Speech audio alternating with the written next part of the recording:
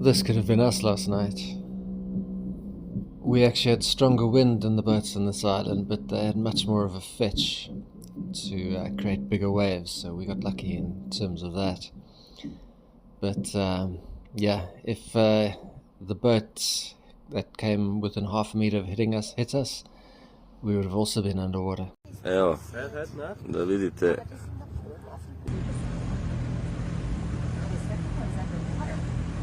Yes, underwater.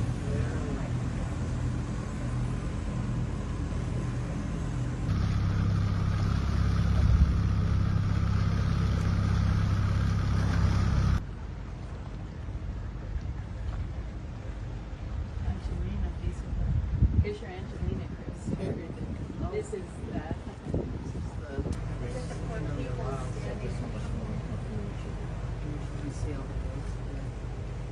Oh. And this guy's down, and this guy's all the way up here. And there's another one back there. So greetings from not on the boat again. We're back in an apartment for a little while in Portugal. I'm here with my two little dogs and my gorgeous wife. And I thought this would be a good opportunity to tell you about the story of the night we came closest to losing our boat completely, to actually sinking it. And unfortunately, we don't have a lot of footage. It turns out when you think you might be in a situation where your boat could sink, you don't really reach for your phone. So I'm going to try and tell the story with a few pictures and a few bits of PowerPoint, in fact. So let's go. So we've just arrived in this anchorage. You've got some thunderstorms coming, but they said the wind is coming from the southeast, and this is very well protected from southeasterly. Have you ever seen one of these on the water? I've seen one out of the water before, a yellow one. Yellow is obviously much cooler for submarines. And they've got windows on the bottom, so you can go inside and look at the ground beneath.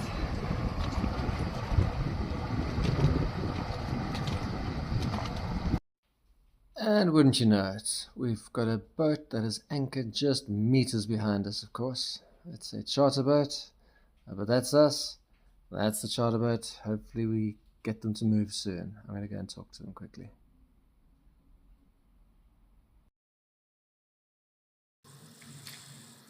At 5 o'clock we could see the cold front coming, but there was another thunderstorm cell just west of Zadar, which we were a little bit worried about. And what happened was both cells kept growing, and I'm going to go quite quickly through these. At close to 10 o'clock, we're at about 8 o'clock now, at about 10 o'clock the two cells joined and became one monster storm, and that's when all hell broke loose. When that joined monster kept heading south, it hit our friends at around 10 p.m.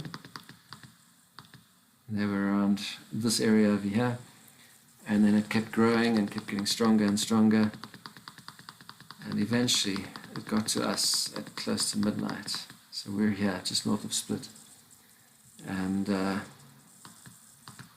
it wasn't a fun time.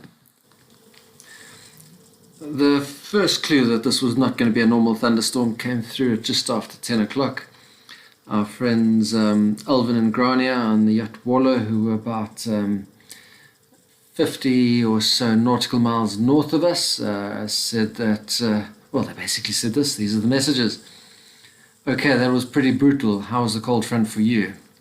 Now, I've been following it, and I knew it was still 45 minutes away. They were reporting 40 knot gusts from the north, and the north was a problem for us. And the reason the north was such a problem for us was because we were anchored in the bay around about here.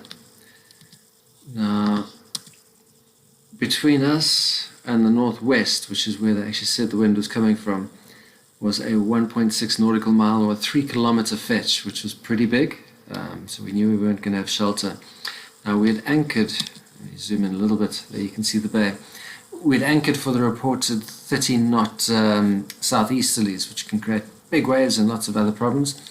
And as you can see, this bay is very well protected to the southeast, and these hills are quite high, so nothing would affect us from that direction. But it wasn't protected from the north, and even worse from the northwest. That's where we were anchored, that red arrow. There was a very big lagoon, I think a lagoon 45 or so, anchored just to the northeast of us. They had 2 ground lines going. Another 3 boats in front of us. There was a charter yacht over here, a charter monohull, a very small racing monohull, and another regular sailboat monohull over there, a cruiser boat over there. And then on land there was a very big motor yacht here and another small monohull. Both had ground lines tied over there. There was also a big party catamaran that was anchored over here. They were on a mooring ball, so they don't have an anchor out. A very solid mooring ball. And then the storm hit. And so these 3 boats and myself all swung around. So we obviously all flipped into facing to the northwest. Everybody was anchored for the other direction, the southeaster, so all the anchors had to reset. And ours was holding. The wind and waves picked up, and in the end there was about 2 meters worth of waves. The other boats, especially the charter boats often don't have great anchors. They're often sitting with deltas and things like that, things which do drag. So the first thing that happened is that this boat dragged. I'm not great with graphics, so I'm just going to talk you through it. They dragged until they were almost going to hit this big motor yacht, and then they tried to push forward into their anchor just to be able to motor off, but that turned them sideways to the wind, and then their anchor broke free completely. They tried to pull it up, but they couldn't get it up with the way the boats were bouncing, so they eventually just dropped the anchor completely. They dropped the chain all the way and tried to motor out. This little boat over here was also dragging, and it tried to motor out, and it eventually hit into this boat. And when this boat went and hit into this boat, this guy's anchor broke free as well. And this is where our real problem came in. And this boat tried to get out, and they were motoring out and getting pushed down by the wind, and they would turn back into the wind, try and motor out, and get pushed back in. The problem was they were going forwards and backwards in this area. And this is what we think was the most dangerous part of the night, was when this boat was reversing at about 6 or 7 knots, trying to get out of this bay backwards. And instead of getting out, they were coming straight towards us. We had some video footage, but unfortunately we don't anymore. They got so close that Candace actually thought they did hit us. I thought they had about half a meter to spare, and in the end it didn't turn out they didn't hit us. But it was so close then, they were going so fast that if they'd hit us, they would have punctured the hull, I think. I think water would have come in, and we would have been either our anchor would break free and we'd been on the rocks over here, or we would have just gone straight down and we would have had to jump overboard and swim to shore. So eventually they got out of the bay, thank goodness. They got out of the bay and they disappeared towards the north. They went towards Trogir. The cruising boat, on the other hand, also had to pick up their anchor. They were able to pick it up instead of dropping it on the bay, and they tried to get out, but they couldn't get out, and they were pushed in front of us. And they would try and push into wind, and that would just push them back again. And they spent hours and hours doing figure eights in front of us. Initially, I thought they were trying to get out. Towards the end, I think the figure eights were their strategy, just to stay within the bay and try and stay out of trouble. Now, I don't know why they wouldn't just run out into this large area, because here you have lots of space, and the closer you can get to the northern edge, the smaller the waves got. But they didn't do that, and so we sat up for a good couple of hours watching these boats zigzag in front of us the whole night. The small boat, which hit this guy and hit this guy, eventually found an old mooring ball over here to go and tie onto, and they tied onto that, and they were safe for the rest of the night. I saw them in the morning. They went to go and apologize to the cruising boat, who was now anchored over here, to talk about the damage. And that was the night. So we survived it. The one thing it did do is give us a lot of respect for our anchor, a lot of faith in our anchor. When I woke up the next day, the anchor basically turned on the spot. There was no drag lines at all. It turned nearly 180 degrees from southeast to northwest, and it started biting in. So our anchor's got 2 shoulders, and the one shoulder completely buried itself. The other shoulder was still sticking up a little bit. but it was very, very deeply buried and very, very solidly under the sand, so that didn't go anywhere. And in fact, it's done the same job for us a couple of times now. Whenever there's big bad weather, the anchor seems to bite in, it resets quickly, and it holds very well. So, not a very well-known anchor, but an anchor now that there's nothing I would replace it with on the market at the moment just yet.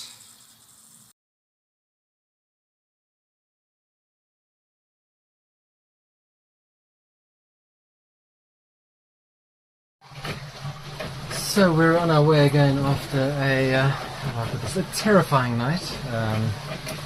We got hit by a monster thunderstorm. Two thunderstorm cells joined together, and I'll see if I can find some footage. Candice recorded a little bit, but I was a little bit busy. I didn't really want to be recording. And the wind switched from a 15 knot southeast to a 30 knot northerly, and northerly is this direction behind me. This is all completely open, and the peak of the gusts, one of the other boats had a record of 47 knots. It was hell. Our anchor was set for a southeaster, which is what we were all expecting, and when the northerly came through, we had no protection, so we had 1 to 2 meter waves as well. The anchor did a sterling job, but I actually had to switch from my storm bridle before the storm to my regular bridle, because with a northerly we would have been a little bit close to the rocks. Not that we'd hit them, but it would be close enough that we wouldn't have a lot of time to react and to do things. I went back to the 4 meter bridle, and between the bridle and the anchor reset itself. I dived on it this morning. I'll see if I can post that picture as well. Anchor reset and it held, and we thought we were fine. We thought we just need to ride it out. And then the boats in the bay were going through absolute carnage. There were anchors coming loose and anchors breaking free all over the show. There were a few collisions. One of the boats bumped into about 2 of the other boats, and that broke their anchors free. We had 3 boats trying to get out. 1 unsuccessfully. They went back in and they tied up to another boat. 1 got just to in front of us, and they kept doing these S-shaped turns in front of us, which was terrifying because they kept getting closer and further and closer and further. And another one just couldn't get their bow into the wind, and eventually they were reversing and they were coming straight for us, and they got to under a meter away. I was running forward with a fender, and then they finally hit throttle and moved away, and that was probably the worst point.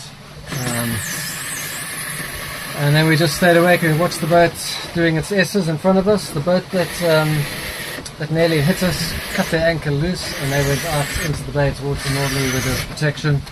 I was on the radio trying to tell the other guy who was doing these S-turns in front of us to just get out of the bay, get into the big area where it's open, get towards the hills where there's shelter and where there won't be any swell.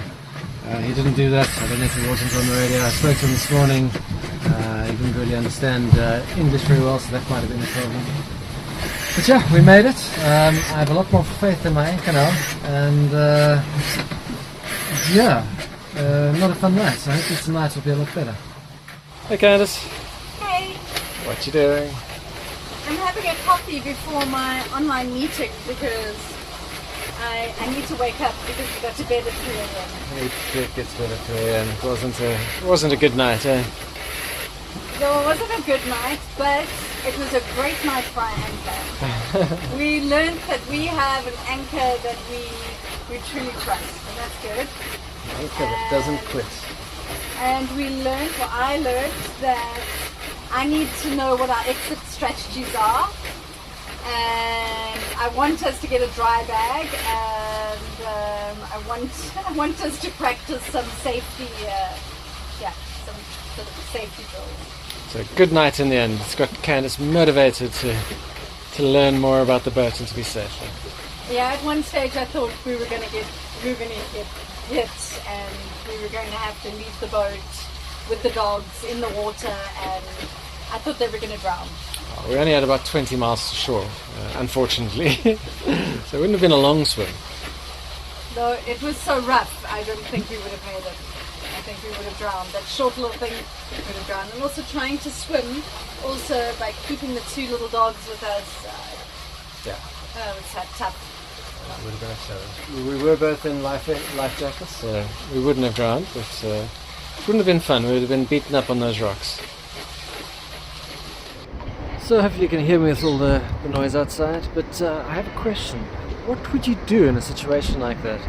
You've got your back against the rocks, you're going to struggle to lift anchor on a bouncing deck, but do you go for it, or do you have a way to drop your anchor really quickly and just motor ahead as you're doing it so you can leave your anchor behind? I'd really like to know if anyone has any really good ideas to do in tough situations when you're backed against land with wind and wave in your face. Thanks for watching.